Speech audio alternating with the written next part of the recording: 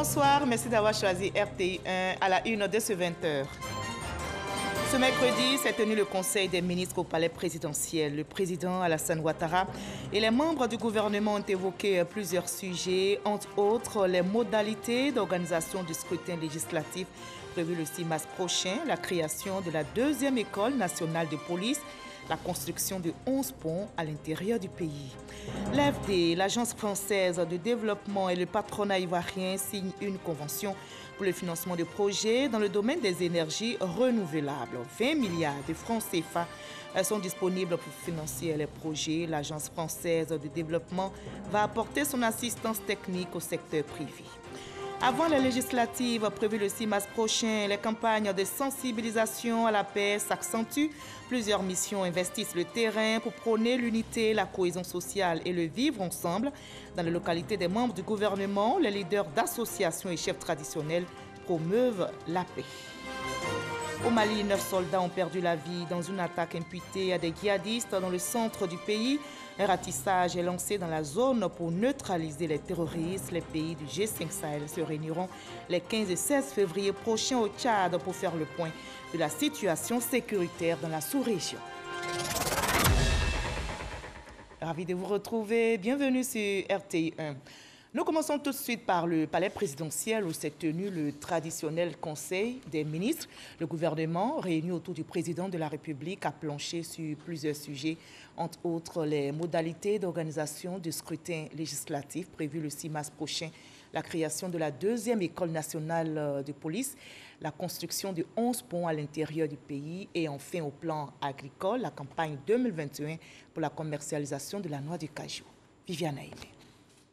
Élection législative du 6 mars prochain, le Conseil des ministres ce mercredi 3 février, sous la présidence du chef de l'État, le président Alassane Ouattara, vient de fixer les modalités pour l'organisation de ce scrutin dont l'objectif est l'élection des députés qui sont les représentants des populations et qui ont le rôle de voter les lois qui vont permettre au président de la République de gouverner et gérer la Côte d'Ivoire. Sur proposition de la Commission électorale indépendante, 205 circonscriptions électorales ont été créées pour 255 députés, 10 759 lieux de vote et 22 135 bureaux de vote sont prévus sur l'ensemble du territoire national.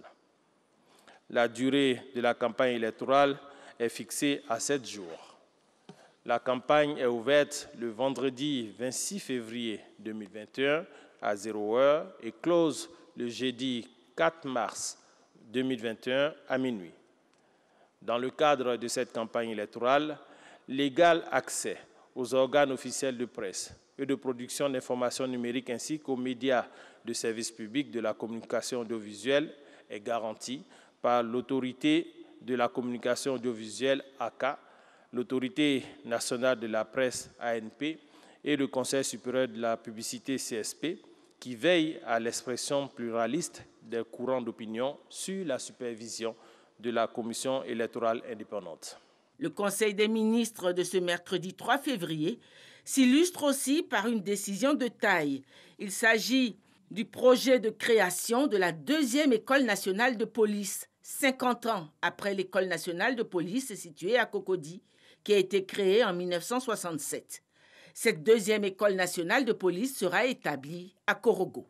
Cette deuxième école de police permettra de renforcer non seulement les capacités d'accueil et de formation des personnels de la police nationale, mais également d'augmenter le nombre des agents de police en quantité et en qualité, conformément aux standards internationaux. Toujours en matière de création d'infrastructures, le gouvernement a en projet la construction de 11 ponts dans l'intérieur du pays. Le décret de ratification pour l'accord de financement a été pris au cours du Conseil des ministres. Le Conseil a adopté un décret portant ratification d'un accord de prêt d'un montant total de 14,8 milliards de francs CFA, conclu le 22 décembre 2020 entre la Banque d'investissement et de développement de la CEDEAO et la République de Côte d'Ivoire en vue du financement partiel du projet de construction de 11 ponts métalliques en République de Côte d'Ivoire. Les localités concernées sont Agboville, Kaniasso, Minignan, Issia, Daloa, Vavois, Korogo, San Pedro, Kong et Danané. Ce projet vise principalement à faciliter aux populations se trouvant dans les zones de culture l'accès aux structures administratives ainsi qu'aux infrastructures de soins et d'éducation implantées dans les différentes localités. L'ouverture de la campagne 2021 pour la commercialisation de la noix de cajou s'ouvre le 5 février. Pour la campagne 2021 de commercialisation des noix de cajou qui s'ouvre le 5 février 2021, le Conseil a approuvé le prix plancher obligatoire de 305 francs CFA le kilogramme aux producteurs pour la noix de cajou bien séchée, bien triée, ne comportant aucune matière étrangère. Le Conseil a instruit les services en charge de la protection des frontières à l'effet de prendre toutes les mesures de lutte contre la fuite des noix par les frontières terrestres. Ce sont quelques décisions de ce Conseil des ministres de ce 3 février qui s'est tenu au palais présidentiel de 11h30 à 13h40. La nouvelle réjouit les populations d'Abengourou. Un centre de services agricoles existe désormais dans leur localité. Le ministre de l'Agriculture et du Développement rural, Kobena Kwasi Ayumani, vient de procéder à l'ouverture de ce centre. Ce centre dénommé Boutique Calivoire va servir à vendre des produits phytosanitaires de qualité et à assister les agriculteurs à travers des conseils pour une meilleure production agricole. Herman Niamien. Le gouvernement ivoirien veut encourager les agriculteurs à abandonner la culture extensive pour se consacrer uniquement à la culture intensive. Une culture intensive qui utilise peu de terre mais permet de produire en quantité et en qualité grâce aux produits phytosanitaires qui seront utilisés. À terme, il s'agit de passer à la modernisation de l'agriculture ivoirienne. Pour y arriver, il faut des outils modernes, d'où l'ouverture des centres de services agricoles dénommés Boutique Calivoire, dont le premier est ouvert ce jour à Abengourou. Nous avons eu l'honneur aujourd'hui de pouvoir inaugurer le premier de ces centres-là, premier d'une série de 4 que nous comptons faire avec notre partenaire CNFA. Mais l'idée pour nous, c'est de continuer sur ce programme-là et pouvoir, dans les 2 prochaines années à venir, mettre en place 40 centres de services agricoles. Ce projet est soutenu par le département de l'agriculture américain à hauteur de 8 milliards de francs CFA à travers le projet MOCA qui signifie maximiser les opportunités du secteur du cacao. Les États-Unis étant le plus grand pays consommateur de produits basés sur le cacao dans le monde, ils veulent donc à travers ce soutien financier des produits de bonne qualité pour leur marché. Nous savons que la Côte d'Ivoire est un fier premier producteur du monde de cacao. 43%, c'est énorme. 2 millions de tonnes par année de fèves de cacao. Mais il y a encore des opportunités pour améliorer, car la productivité par hectare a encore des chances d'augmenter. Et surtout, les pertes pour les producteurs. Il y a beaucoup de pertes pour les producteurs de cacao qu'on peut réduire. Le ministre de l'Agriculture et du Développement rural, après avoir remercié le gouvernement américain pour cette franche collaboration, a souligné qu'à travers cette boutique qui constitue une véritable clinique agricole, les paysans pourront se procurer les semences de qualité, des engrais et des pesticides homologués. L'objectif, c'est de pouvoir à terme atteindre toutes les régions de Côte d'Ivoire. Nous sommes heureux et fiers d'être ici. D'être ici pour inaugurer donc, la boutique qui va permettre aux producteurs de cette localité de disposer des produits et de ne plus faire le déplacement sur Abidjan. C'est un travail de proximité qui se fait et qui a aussi son efficacité. Le projet MOCA couvre 3 régions en Côte d'Ivoire, l'Indéni-Guablin, la Nawa et le Haut-Sassandra, avec 25 coopératives et 4 centres de services agricoles. La belle coopération donc avec les États-Unis, mais aussi la France. La Côte d'Ivoire, justement, compte plusieurs pays amis. Le patronat ivoirien vient de signer une convention avec l'AFD, l'Agence française de développement et pour le financement de projets dans le domaine des énergies renouvelables. 20 milliards de francs CFA sont déjà disponibles pour financer les projets. L'AFD va apporter son assistance technique au secteur privé, nous rapporte l'enseignant Bakayoko. Afin de réduire l'écart grandissant entre la demande énergétique et le faible niveau d'investissement dans le secteur, l'Agence française de développement, par le canal de son label Finance verte, a mis en place un programme à double composante. La première composante, objet de cette convention de signature, porte sur une assistance technique en appui aux porteurs de projets à hauteur de 1 milliard de francs CFA. Ce programme d'assistance technique vise, d'une part, l'accompagnement des promoteurs d'investissements verts. Il vise également la sensibilisation et la formation des potentiels investisseurs actifs dans l'écosystème ivoirien. L'autre composante se décline en des lignes de crédit de 20 milliards dans le domaine des énergies renouvelables à des conditions avantageuses. Le secteur privé, le secteur bancaire démontrent le rôle qu'ils peuvent tenir dans cette transition énergétique. Leur engagement est en effet indispensable pour atteindre les objectifs de développement durable. Par cet engagement, les bailleurs de fonds affichent leur volonté d'accompagner les initiatives portées par le secteur privé en faveur de la dépollution. Les entreprises membres de la CGEC et les entreprises ivoiriennes en général ont un réel besoin d'accompagnement pour réussir leur transition énergétique. C'est la raison pour laquelle le patronat ivoirien a choisi de s'engager au profit du secteur privé dans la mise en œuvre de projets d'efficacité énergétique et d'énergie renouvelable. La Confédération générale des entreprises de Côte d'Ivoire est le point focal pour l'identification des projets éligibles, l'analyse technique des investissements proposés et le suivi de leur mise en œuvre après la décision d'investissement. Et ça bouge aussi bien dans le secteur de l'emploi dans notre pays. Le ministre Mamadou Touré était en visite des terrains à l'Académie régionale des sciences et techniques de la mer. Il est allé s'assurer du bon déroulement de la formation de 500 jeunes bénéficiaires du programme de formation par apprentissage au métier de la mer, un projet initié par l'agence Emploi Jeunes. Jamakaki. Le ministre de la Promotion de la Jeunesse et de l'Emploi des Jeunes, Mamadou Touré, dans l'enceinte de l'Académie régionale des sciences et techniques de la mer. Il vient se rendre compte du bon déroulement de la formation pratique de 500 jeunes filles et garçons à 15 métiers de la mer. Ces jeunes déscolarisés ou peu scolarisés, sélectionnés sur 8040 postulants, sont âgés de 14 à 30 ans. Ils sont bénéficiaires du programme de formation par apprentissage de l'agence Emploi Jeunes. Un projet qui vise pour eux à s'insérer professionnellement et à se prendre en charge. J'ai validé mon test. Je trouve que c'est un bon test. Voilà, vu les métiers de la mer, ça m'intéresse et raison pour laquelle j'ai été sélectionné. Je fais la maintenance nautique. La formation, elle se passe bien. On fait de nos mieux et vraiment les formateurs aussi font de leur mieux. Le ministre Mamadou Touré s'est entretenu et a prodigué des conseils aux différents acteurs de la formation. Je suis venu moi-même me rendre compte de l'effectivité de ces programmes de formation et m'assurer de l'assiduité de ces jeunes. J'ai profité de cette visite pour dire qu'effectivement le gouvernement se mobilise aujourd'hui en faveur de l'employabilité des jeunes et ceux qui ont été recrutés, les 500, le seront pendant 6 mois.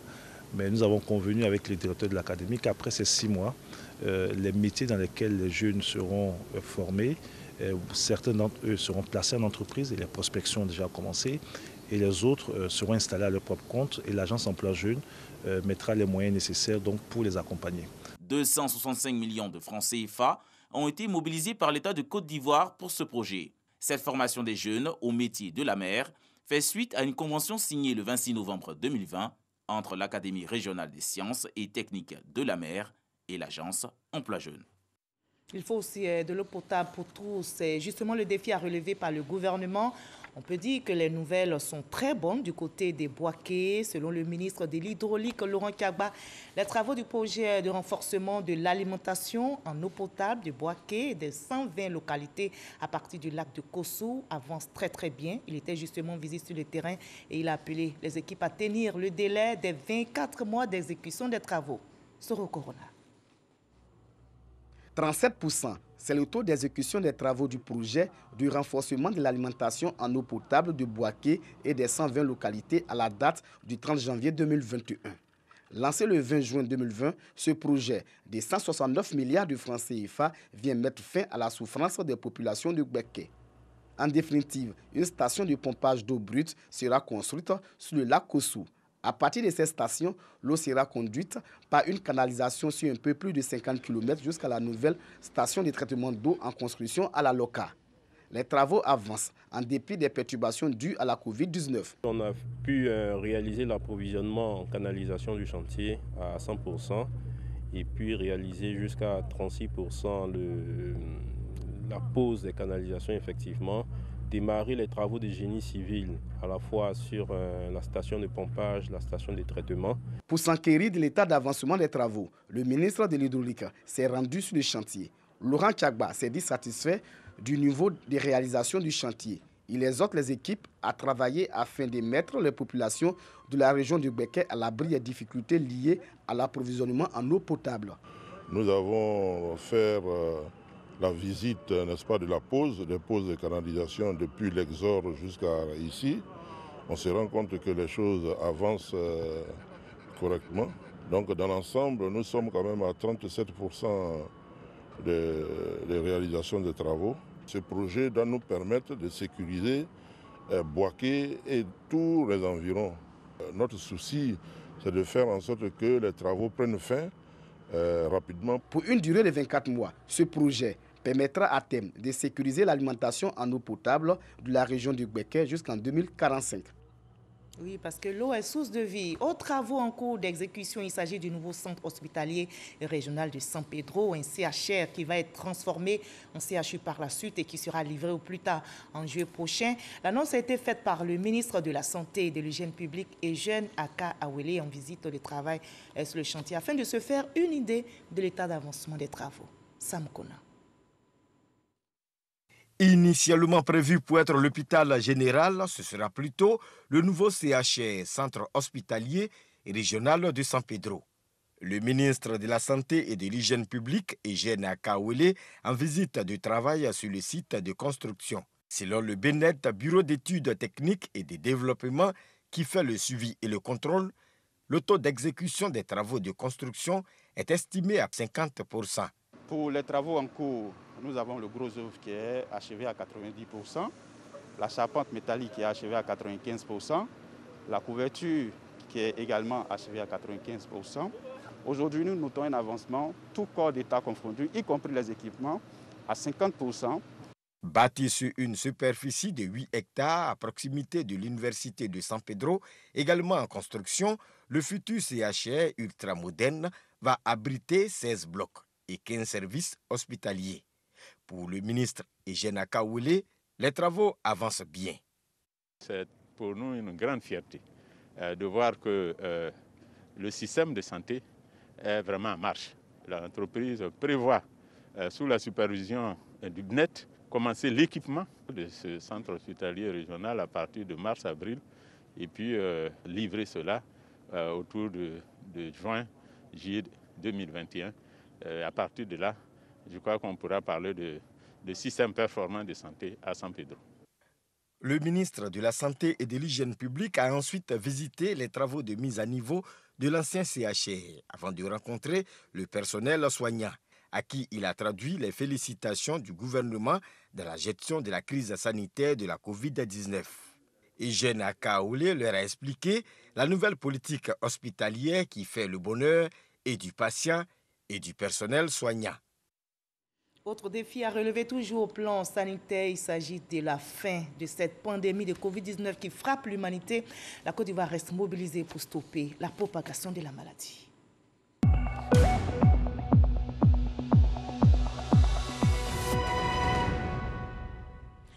Ne baissons pas la garde dans l'observation des gestes barrières. Le coronavirus continue de circuler. Ce mercredi 3 février, on dénombre dans notre pays 132 cas positifs sur 1965 échantillons prélevés, 236 nouvelles guérisons, 0 décès, 1621 cas actifs à ce jour. Restons donc vigilants, préservons notre santé et celle des autres en observant scrupuleusement les gestes barrières, ces gestes qui sauvent.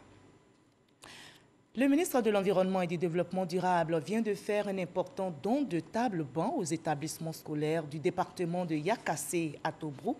À travers ce don, il entend contribuer au renforcement des infrastructures, mais surtout améliorer les conditions d'apprentissage pour de meilleurs résultats scolaires. Herman Niamien.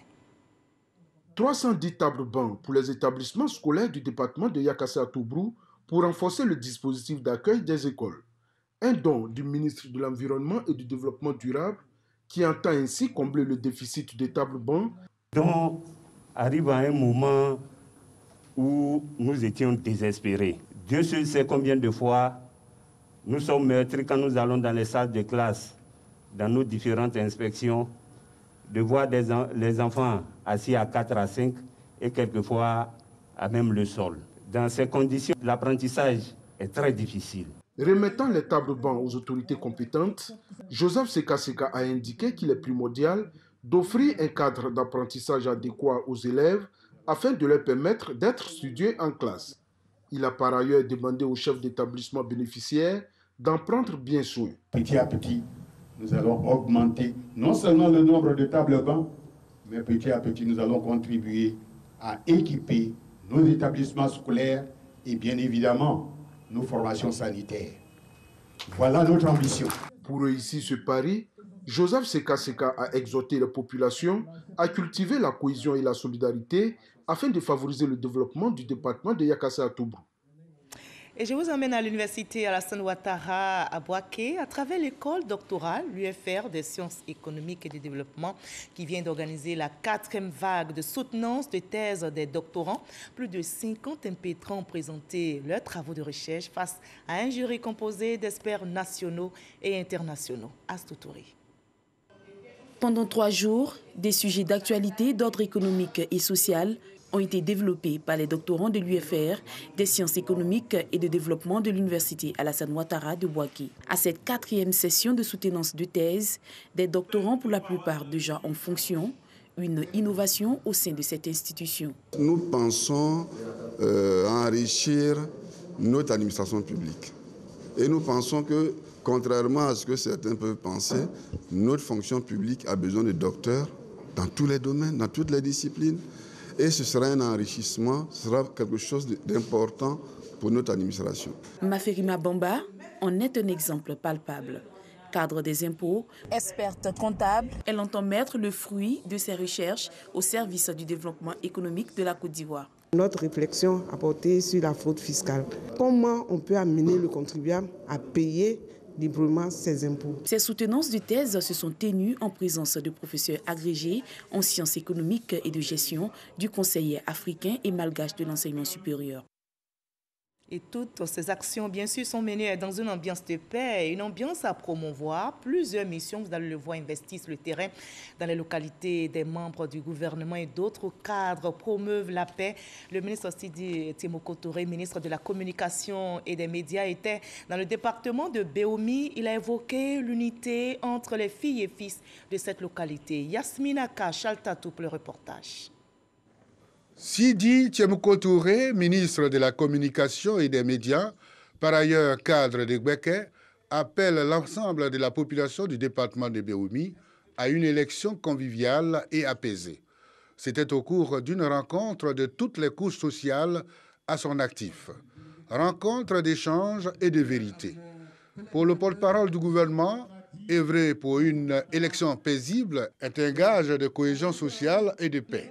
Sidi Touré convie les jeunes à adhérer davantage à cette culture du vivre ensemble pour un développement durable de Béoumi, en bannissant la violence, les turbulences pendant les activités électorales. Les actions concrètes existent déjà sur le terrain, les populations le ressentent, mais nous avons besoin d'aller encore plus loin parce que les besoins sont énormes. Nous sommes quand même des agents de développement à titre individuel et chacun joue ce rôle et chacun continuera à jouer ce rôle. Dans ce même esprit, les chefs et guides religieux ont exhorté la population à une entente entre les enfants du même terroir. Le ministre et président du conseil régional de la Nawa promeut aussi la paix. Alain Richard Donvayi vient d'effectuer une tournée de sensibilisation dans le département de Bio. Objectif, promouvoir la paix dans les villes et villages.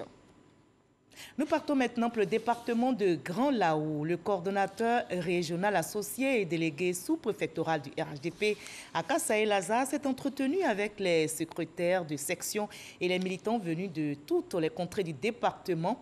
Au menu, l'union, la cohésion et la fraternité au sein du RHDP. Konepa Gassoro.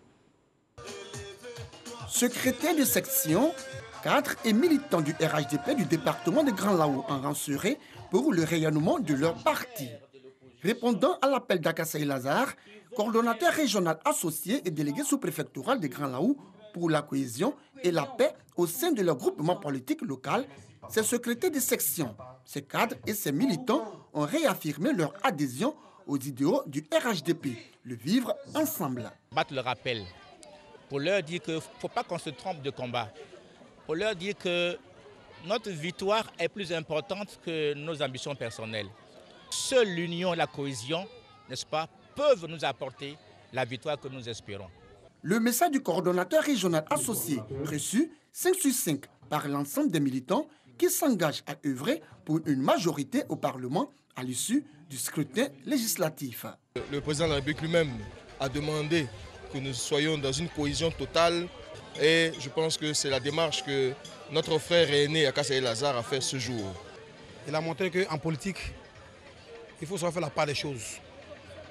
Le sentiment personnel et puis l'intérêt général. Il ne faut pas être indiscipliné. Heureux du message d'Akassaï Lazare, plus de 300 secrétaires de section du RHDP de Grand Laou mécontents ont accepté de ranger la hache de guerre.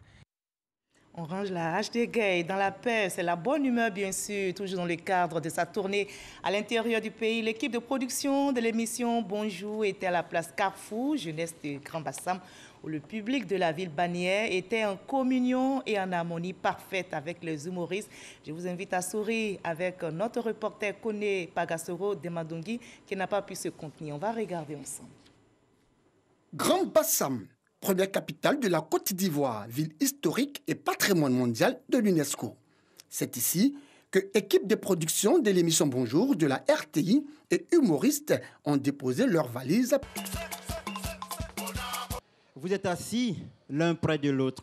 Qui sait qui est son voisin réellement, d'où il vient? Ça n'a pas d'importance. Ce qu'on retient, c'est l'Ivoirien, c'est l'Ivoirienne. Ce sont ces peuples frères qui vivent avec nous. C'est ça aussi, bonjour. Le public, sorti nombreux, s'est réjoui d'avoir pu communier avec leurs humoristes préférés. Je dois vite aujourd'hui, là, je n'ai pas pu dormir. J'ai ri jusqu'à, j'étais vraiment épaté. On remercie M. Kone. En tout cas, c'est un homme de joie, un homme de paix. Très satisfaite. Si l'année prochaine pouvait revenir encore, ça va beaucoup me faire plaisir. Ça a été vraiment un grand rassemblement de paix et voir toutes ces différentes ethnies regroupées dans un seul endroit, c'est vraiment signe que Bassam est parti pour une grande fraternité.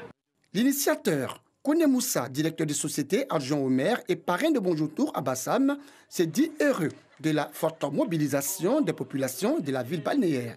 Il avait à ses côtés la reine-mère de Mossou, les chefs traditionnels, les élus et cadres de Grand Bassam. C'est une opportunité que les Bassamois ont eue, aussi bien que moi-même. Nous les voyons à la télévision. Aujourd'hui, on les voit comme tout le monde. Il y a une ambiance fraternelle et le public était là nombreux. C'est bien recueilli de cette rencontre. Les gens sont heureux. C'est tout ce qu'on cherchait. Après Biancouma, le 16 janvier dernier, équipe de production et humoristes seront à nouveau à l'ouest de la Côte d'Ivoire. À Mans, le vendredi 5 février. À Toulepleu, le samedi 6 février. Et à Guiglo, le dimanche 7 février prochain. Objectif, apporter de la joie et du sourire aux populations de ces communes en ce début d'année 2021. Voilà, comme c'est bon de sourire à la vie. En sport, football, l'un des premiers gros matchs du Caridas du CHAN 2021 qui s'est disputé au stade Japoma du Cameroun entre le Mali et la Guinée a vu la victoire du Mali au tir au but, le 5-4. On en sait plus avec notre reporter Patrick Dadi. L'enjeu a pris le pas sur le jeu, alors qu'on s'attendait à un match spectaculaire entre le Mali et la Guinée en demi-finale du CHAN 2021. L'on a plutôt vu une rencontre très tactique et physique. Fautes graves, blessures et buts refusés par la VAR. C'est le résumé parfait de la première période entre Aigle et Sili National. La Guinée fait déjouer le Mali qui partait pourtant avec la faveur des pronostics. Les Aigles n'ont pas pu produire leur jeu habituel et ne font que balancer les ballons. Les meilleures occasions sont à l'actif des joueurs guinéens qui ne sont pas parvenus à ouvrir le score. Le derby sous-régional entre Maliens et Guinéens est loin de trouver un vainqueur au cours du temps réglementaire 0-0. Il faut attendre les tirs au but pour voir les Aigles plus adroits l'emporter 5-4. Cette victoire qui propulse les Maliens en finale du CHAN, la deuxième de leur histoire, est la seconde consécutive après celle acquise en quart de finale devant le Congo-Brazzaville. Les hommes de Diané trouveront en finale dimanche le vainqueur du match Maroc-Cameroun. Et le Mali qui marque une pause pour pleurer ces 9 soldats qui ont perdu donc la vie dans une attaque imputée à des djihadistes dans le centre du pays. Fait rare dans ce genre d'attaque. Notez que les assaillants lourdement armés ont eu recours à un ou des véhicules blindés selon des témoins. Le bilan s'est donc alourdi à 9 morts, plusieurs blessés, des dégâts matériels importants enregistrés dans le camp des soldats maliens. Un ratissage est en cours dans la zone pour neutraliser les terroristes. Un sommet doit réunir les pays du G5 Sahel les 15 et 16 février prochains au Tchad pour faire le point de la situation sécuritaire dans la sous-région avec à l'horizon un possible redimensionnement de la force française Barkhane. Sourions à la vie malgré tout et continuons de promouvoir la paix et la cohésion sociale. Je vous souhaite l'amour et le bonheur. À demain 20h.